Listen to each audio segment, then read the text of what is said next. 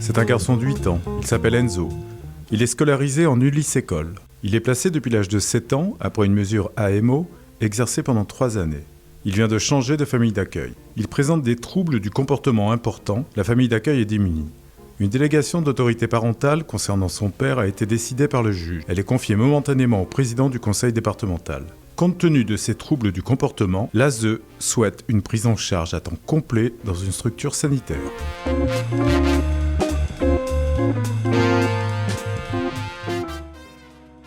Il s'appelle Enzo, il a 8 ans. À ma connaissance, il a bénéficié d'une AEEH versée au père. Je n'ai rencontré que le père jusqu'à présent. Il n'y a pas de diagnostic posé à ce jour. Il semble que le centre ressources autisme soit en cours de démarche diagnostique. L'équipe pluridisciplinaire de la MDPH envisage une orientation en IME avec une scolarité en unité d'enseignement. Enzo ne s'exprime pas beaucoup. Sa relation avec ses camarades en classe s'améliore. Il est moins dans sa bulle. Il commence à être dans l'interaction. Il est accompagné par une AESH formée à l'autisme, qui l'apaise beaucoup. Avec son instituteur spécialisé, nous estimons qu'un maintien en Ulysse École serait profitable à Enzo, avec la perspective d'une poursuite en Ulysse Collège, car Enzo est entré dans les apprentissages. L'équipe de suivi de scolarisation doit se positionner sur le mode de scolarisation pour l'année prochaine.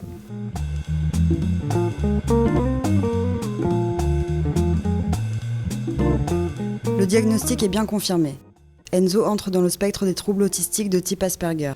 Il a une sensibilité exacerbée au bruit et à la lumière. Il est sélectif en matière d'aliments et ne mange que des aliments verts.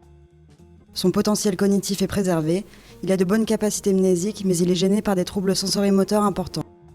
Il aurait besoin d'un accompagnement intensif pour développer ses habiletés sociales de type ABA et d'un soutien en orthophonie.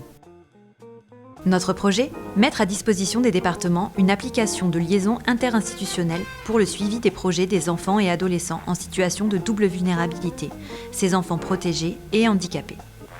Alizea vise le soutien à la coordination et à la mise en œuvre de parcours interinstitutionnels.